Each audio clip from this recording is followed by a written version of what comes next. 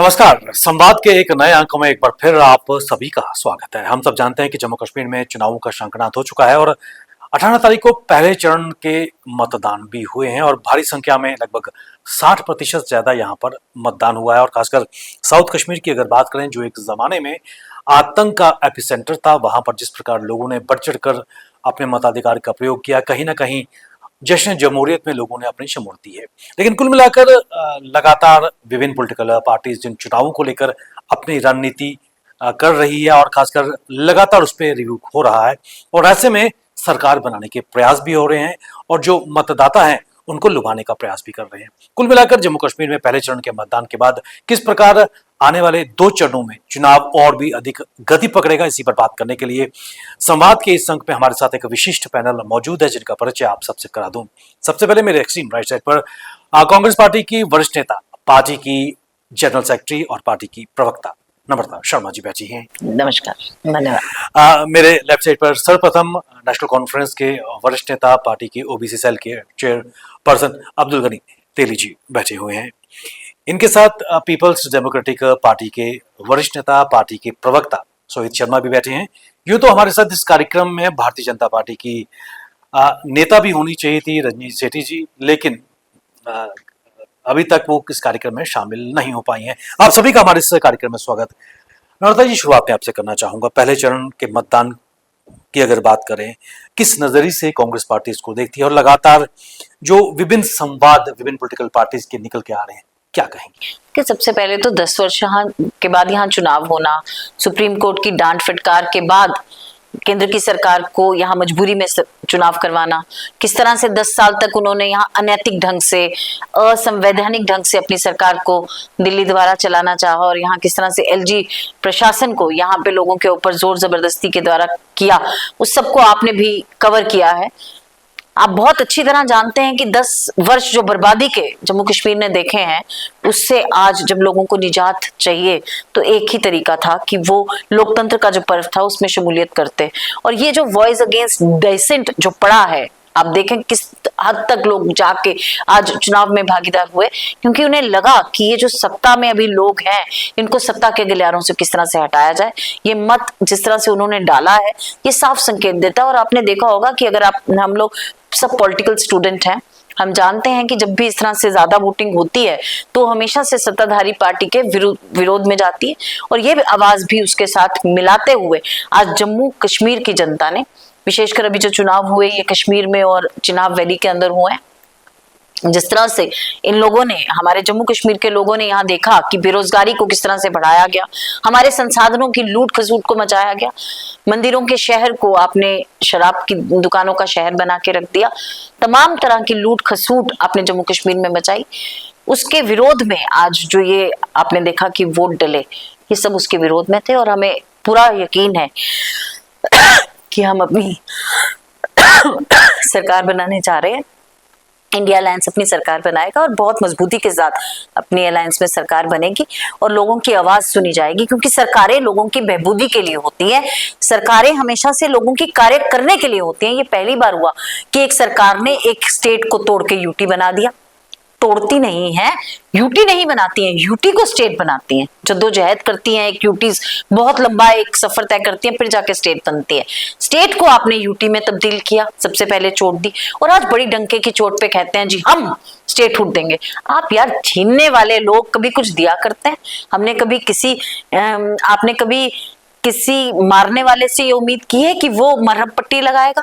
तो आज जिस तरह की बेबुनियाद बातें कर रहे हैं, और सबसे पहली बात, ये हार तो अपनी तकसीम पहले से कर चुके थे। जिस तरह से एलजी को यहाँ ज्यादा पावर्स दी गई और एक नॉमिनेटेड एलजी को आपने एक इलेक्टेड जो यहाँ का नुमाइंदा होगा उसके ऊपर रख दिया, उससे साफ संकेत यही है कि आप खुद जानते हैं कि भारतीय जनता पार्टी का जम्मू कश्मीर से सुपड़ा साफ हो गया है। आपकी जो नीतियां हैं वो जम्मू कश्मीर ने बिल्कुल नकार दी हैं। आप यहाँ पे, और मुझे लगता है आस पड़ोस के जहाँ पे भी, अभी आपने हरियाणा में भी देखा जो रोष हो रहा है, जिस तरह से इनकी टिकटें वापस दे रहे हैं लोग, जिस तरह से इनका मैंडेट लेने को लोग तैयार नहीं है, ये साफ दर्शाता है कि देश भर के अंदर जिस तरह से आपने आज एक ऐसा माहौल बना दिया है कि भाई भाई से लड़वाने का आपने काम किया। देश के अंदर एक ऐसी परिस्थितियां लाके खड़ी कर दी कि देश आज कितने गुना आपने लोन के नीचे देश को दबा के रख दिया, आपने आज पर कैपिटा इनकम लोगों की कम कर दी।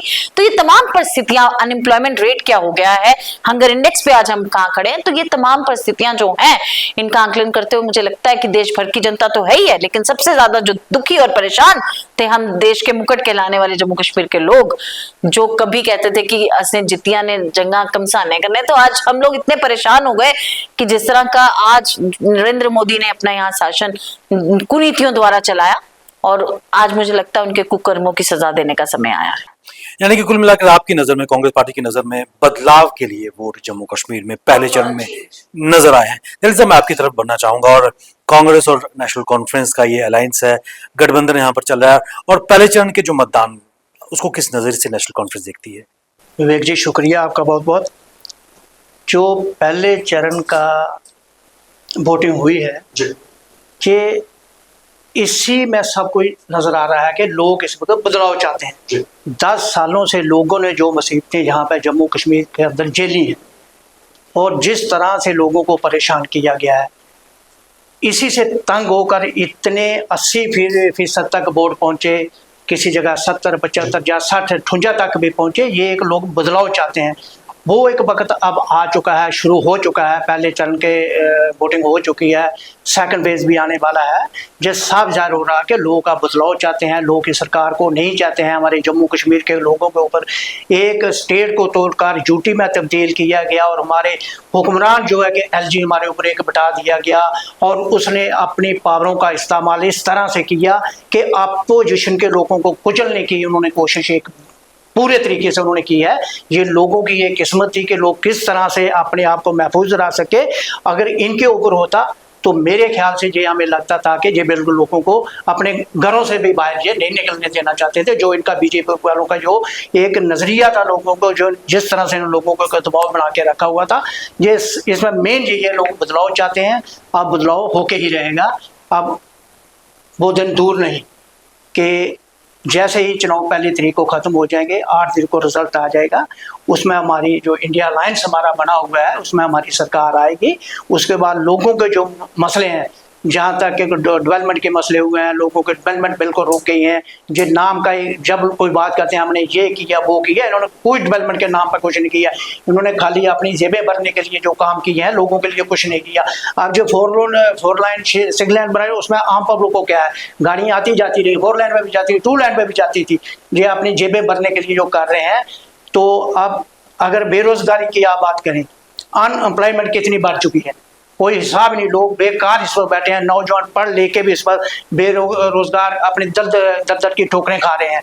बड़ा मुश्किल समय हमारे लोगों के लिए है। इंशाल्लाह वक्त आ रहा है, 8 तारीख के बाद जब रिजल्ट आएगा, सरकार हमारी बनेगी, उसके बाद ये डेवलपमेंट भी होना शुरू हो जाएगी, बेरोजगारी दूर होना शुरू हो जाएगी। एम्प्लॉयमेंट देना जो हमारी नेशनल कॉन्फ्रेंस कांग्रेस की जो अलायंस की हमारी सरकार है, जो लोगों के जो काम है, लोगों की तरक्की की तरफ ध्यान देके, बेरोजगारी की तरफ, एम्प्लॉयमेंट की तरफ हमारा जो एक मंशूर हमारा मैनिफेस्टो जो है, उसके मुताबिक हमारी नेशनल कॉन्फ्रेंस अलायंस जो है कांग्रेस हमारे साथ, उनके साथ हम आगे बढ़ते रहेंगे, काम करते जाएंगे। सोच जी, क्या कहेंगे, पीपल्स डेमोक्रेटिक पार्टी किस नज़र से इस इलेक्शन को देखती है, और खासकर जो उनकी सदर है महबूब मुफ्ती, लगातार उनकी तरफ से बयान आ रहे हैं, मोटिवेशन करने का प्रयास किया जा रहा है, क्या कहेंगे? देखो, बात ऐसी है विवेक जी, इस बात को हमें समझना होगा। जिस तरह से नर्मदा जी ने भी बात रखी है कि हमें सबसे पहले तो सुप्रीम कोर्ट का थैंक्स करना चाहिए कि उन्होंने जम्मू कश्मीर को चुनाव में लाने का एक मौका दिया। नहीं तो अगर भारतीय जनता पार्टी पे होता तो वो शायद जम्मू कश्मीर में इलेक्शंस करवाते नहीं। अभी आपने देखा होगा जिस तरह से 1.5 साल से ऊपर हो गया, कॉर्पोरेशंस के इलेक्शंस नहीं करवा पाए, सरपंच पंच के इलेक्शंस नहीं करवा पाए। तो अगर उन पे होता तो बिल्कुल इलेक्शंस जम्मू कश्मीर में नहीं होती, पहली बात।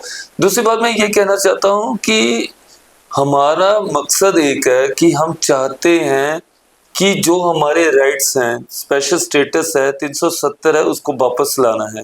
उसके लिए हमारा जो आंदोलन है वो दिल्ली तक भी पहुंचा, वहां पे हमने पार्लियामेंट के बाहर जाके प्रोटेस्ट भी किए, काफी कुछ किया।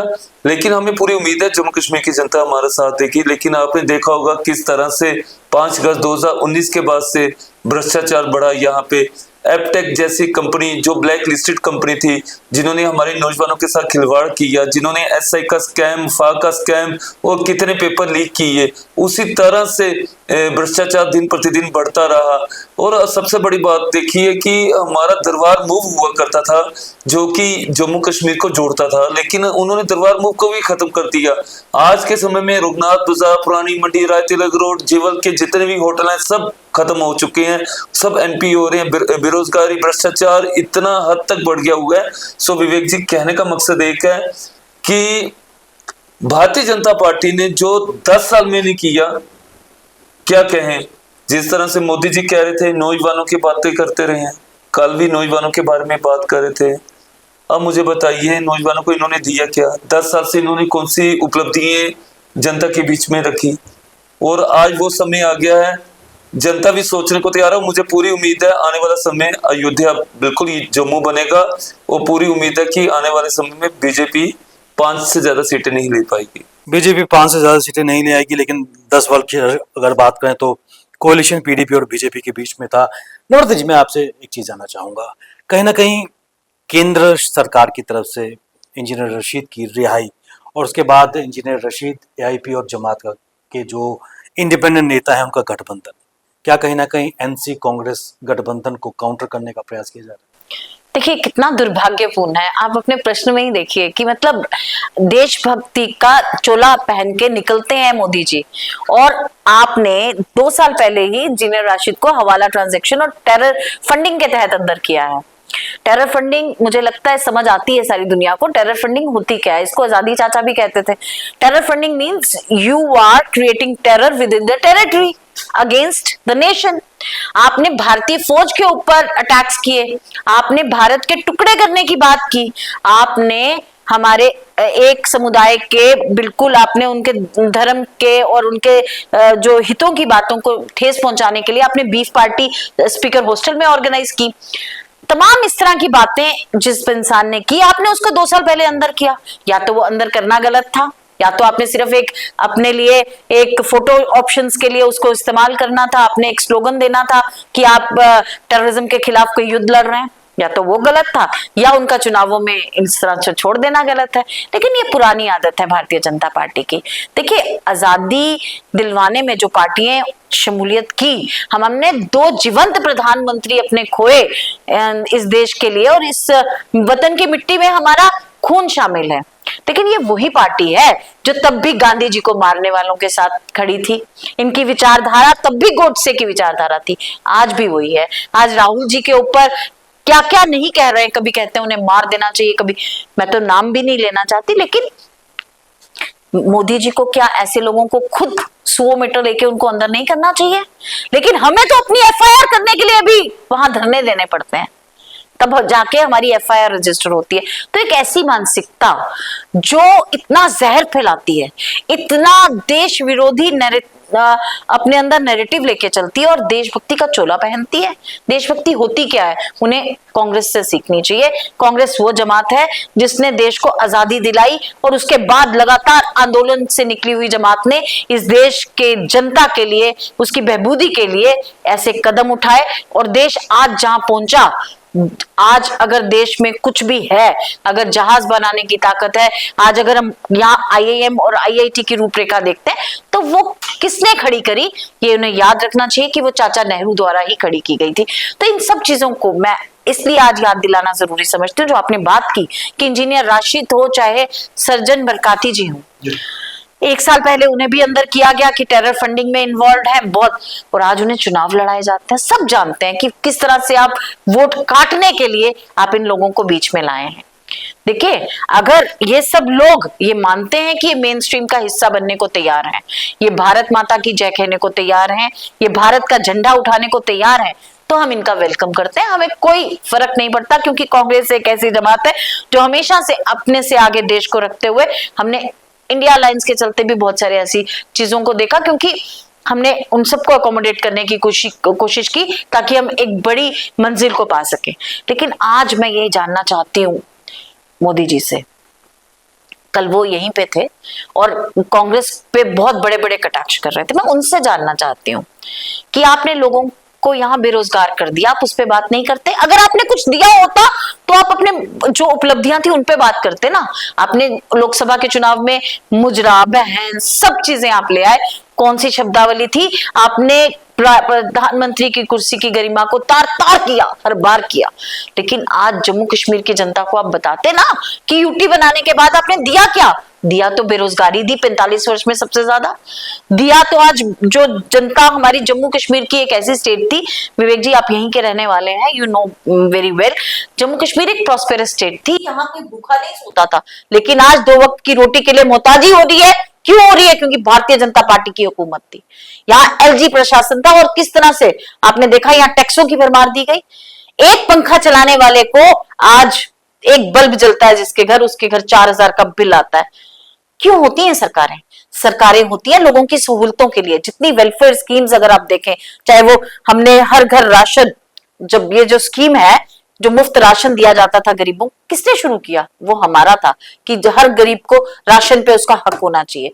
शिक्षा का जो अभियान हमने शुरू किया था कि 8वीं क्लास तक शिक्षा जो मुफ्त दी जाएगी, किसका अभियान था? हमारा था। कांग्रेस की सरकार की उपलब्धि थी कि शिक्षा को मुफ्त लोगों तक पहुंचाना चाहिए। ये देंगे कुछ जिन्होंने 18% जीएसटी लगाया बच्चों की पढ़ाई पे, रबर पेंसिल पे जीएसटी लगाया। तो ऐसी सरकारें जो बच्चों को नहीं छोड़ती, जो युवाओं को नहीं छोड़ती, महिलाओं के ऊपर जो उन्होंने अत्याचार किए पूरे देश भर में तो किए, चाहे वो महिला पहलवानों पे किया हो। महिला पहलवानों से याद आया, विनेश फोगाट ने जिस दिन कांग्रेस ज्वाइन की, आपने देखा ब्रिजभूषण सेंगर के उस दिन आपने बयान सुने, कितने निंदनीय थे। क्या निंदा के 2 शब्द भी मोदी जी के मुंह से निकलते हैं? किस तरह से उनके चित्र हनन की बातें कर रहे थे वो। तो एक प्रधानमंत्री की अपनी एक गरिमा होती है। प्रधानमंत्री पिता तुल्य होता है, चाहे वो किसी भी उम्र का हो। ये तो वैसे भी ओल्ड है, लेकिन पिता तुल्य होने के लिए पिता होना भी बहुत जरूरी है। आज बहुत बुरी हालत है कि पिता तुल्य होने के लिए वो पिता वाला दिल नहीं है। घर होते हैं तो घर से बहुत सारी चीजें, संस्कार निकल के आते हैं, उन चीजों की कमी।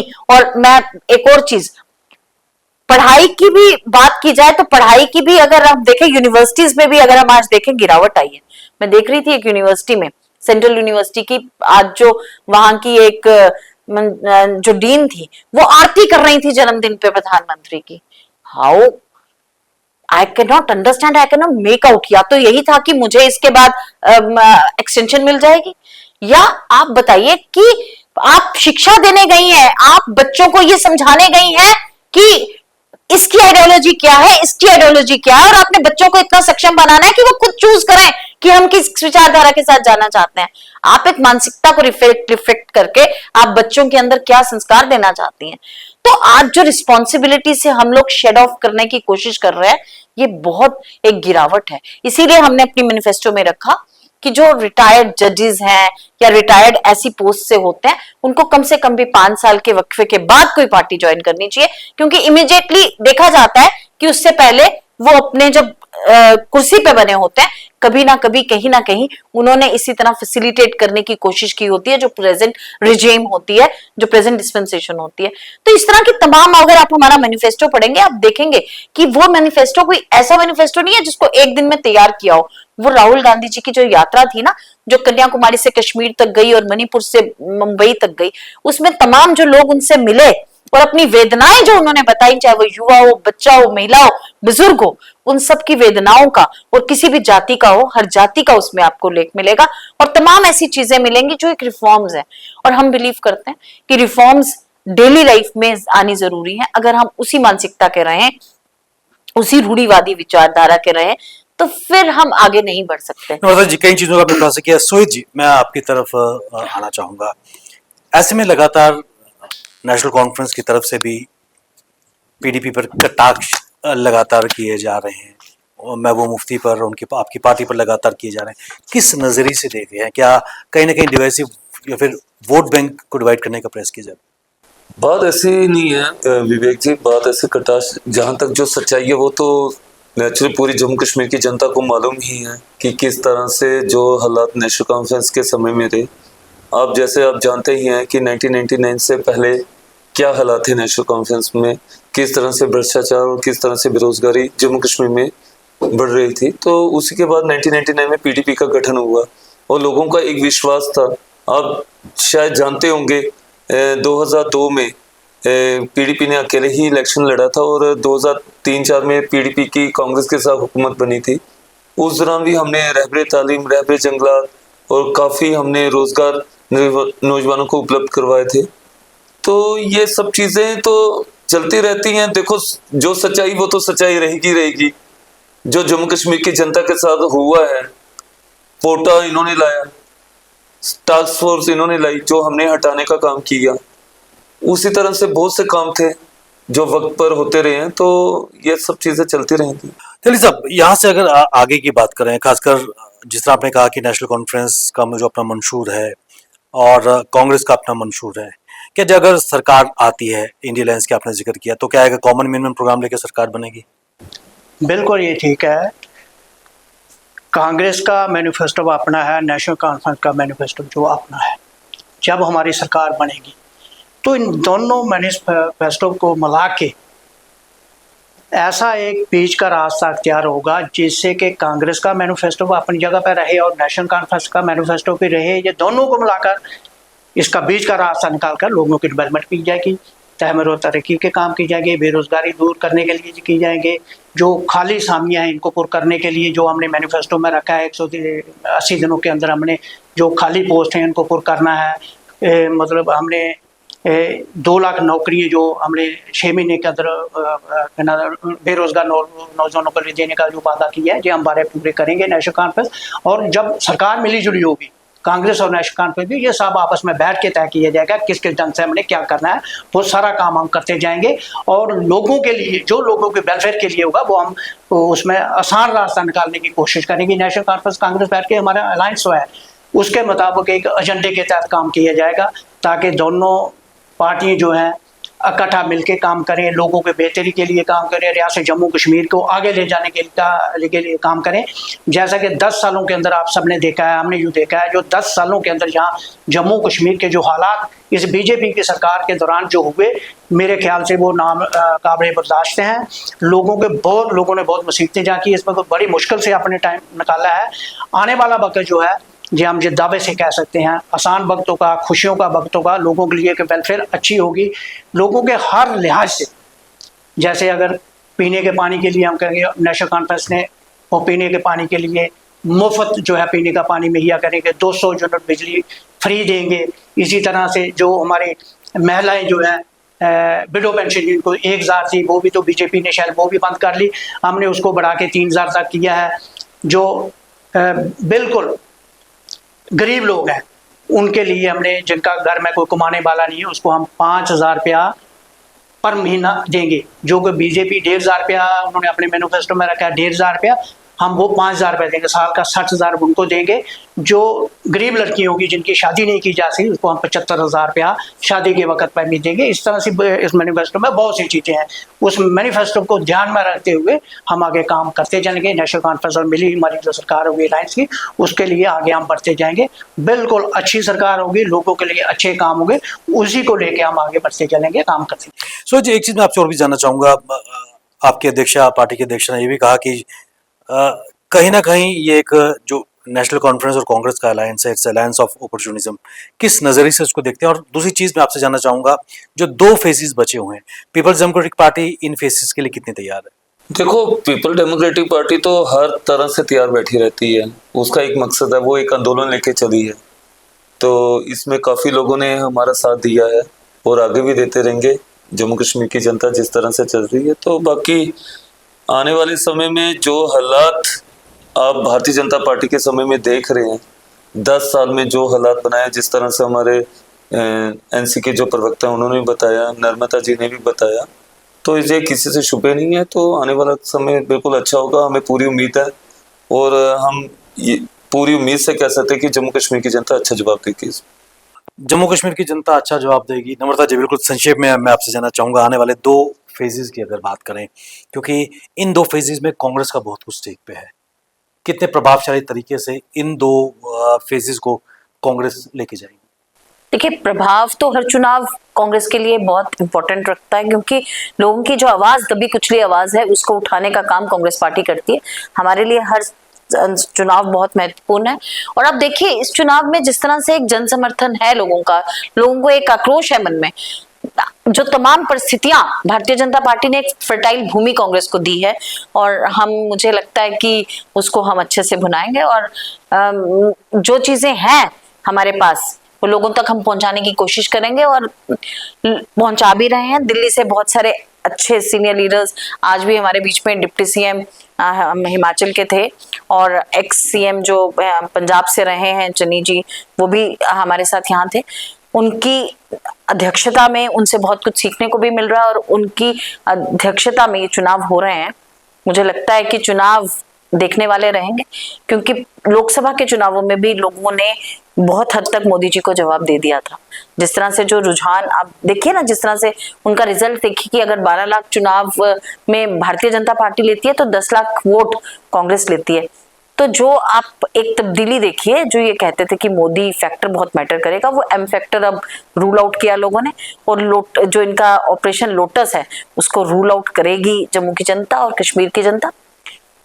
ये बात ये है आज की डेट में कि जम्मू कश्मीर को बर्बादी की तरफ जो लेके गए हैं लोग, किस तरह से कबूल कर लें कि हमें उनके साथ चलना है। विवेक जी, अंदर मन में आज यहाँ पे भी जो स्टूडियो में भी आपके लोग हैं और जो बाहर भी आपके मिलेंगे, वो सब जानते हैं कि जो आज हालात जम्मू कश्मीर के बनाए हैं वो भारतीय जनता पार्टी ने यहाँ बनाए हैं। मैं आज उनसे जानना चाहती हूँ कि आपका मंशूर था कि 370 को तोड़ना, बहुत देर से आपके मैनिफेस्टो में था और आप चाहते थे, आपने तोड़ा, लेकिन क्या आपके मंशूर में यह भी था कि जम्मू कश्मीर के लोगों को आप उनकी नौकरियों के हक से वंचित कर देंगे, हमारी जमीनों के हक हमसे छीन लेंगे? क्या ये आपके मंशूर में था?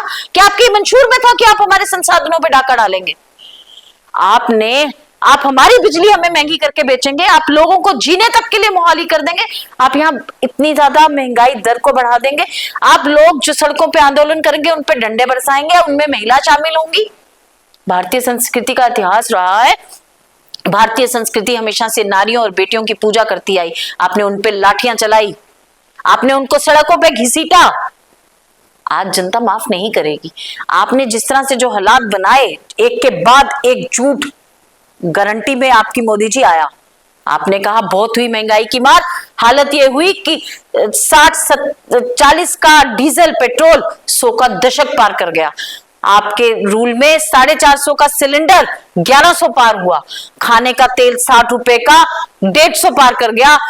कीमतों में वो बढ़त हुई कि किसी कीमत में तो आपने 400% की बढ़त की।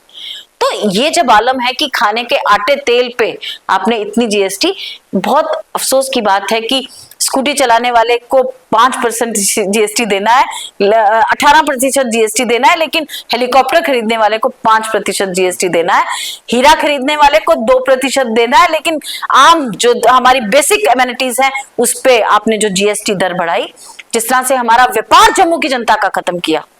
आप देखिए पीक सीजन था जब अमरनाथ यात्रा चलती है, जब माता वैष्णो देवी के लिए लोग दर्शन के लिए आते हैं, उस सीजन में आपने खुदाई करी रघुनाथ बाजार की, लोग जा ना पाए। तो ये सब चीजें सोचने लायक है। कौन है इस रूपरेखा को देखने वाला? अप्सरा बाजार खुदा रहा पूरी पीक सीजन्स के अंदर, आपने बनाया भी तो इतना बड़ा, आपने उस पर फुटपाथ बना दिया, सड़क चलने के लिए जगह नहीं छोड़ी। कौन इंजीनियर्स हैं, कौन सी यूनिवर्सिटी से पढ़े हैं? वही यूनिवर्सिटी है जहां मोदी जी पढ़ के आए थे। तो आज ये सब चीजें हैं जो चैलेंजेस लोग फेस कर रहे हैं। व्यापारी कौन है? व्यापारी वर्ग हमेशा से बीजेपी का समर्थक रहा, लेकिन आपने उसकी भी कमर तोड़ दी। आज व्यापार जम्मू कश्मीर का खत्म होने की कगार पे आ गया। कितने होटल्स बंद हो गए, कितने रोजगार लोगों को बंद करने पड़े। आपने लोगों के लिए दूभर कर दिया जीवन। तो आप सोचते हैं आपको वोट मिलेंगे? आज हॉलो स्लोगन्स की जरूरत नहीं है। नम्रता जी, जैसे आपने कहा हॉलो स्लोगन्स की जरूरत नहीं है, इसमें कोई दो राय नहीं है कि जम्मू कश्मीर के जो चुनाव है कई नए सरप्राइज भी लाएंगे। और जिस तरह कांग्रेस नेशनल कॉन्फ्रेंस गठबंधन को कन्फ्रंट करने के लिए निश्चित तौर पर इंजन रशीद की आईपी और जमात के कैडर भी सामने आ रहे हैं, तो आने वाले समय में दूसरे और तीसरे चरण में जो चुनाव होंगे और 8 अक्टूबर को जो परिणाम आएंगे, निश्चित तौर पर जम्मू कश्मीर के चुनाव सबके इंटरेस्ट का केंद्र बने हुए हैं और निश्चित तौर पर इन चुनावों के परिणाम भी काफी रोचक रहेंगे। लेकिन सबसे महत्वपूर्ण बात, जनता अधिक संख्या में अपने मताधिकार का प्रयोग करें, क्योंकि यही आपकी ताकत है। एक वोट से निश्चित तौर पर जम्मू कश्मीर में बदलाव आ पाएगा। नम्रता जी, अभिमन्यु तेली जी और सोहित जी, आप इस विषय पर चर्चा के लिए अपना कीमती समय हम सबको दिया। आप सबका बहुत बहुत धन्यवाद। संवाद के आज के इस अंक में बस इतना ही। इजाजत दीजिए। नमस्कार।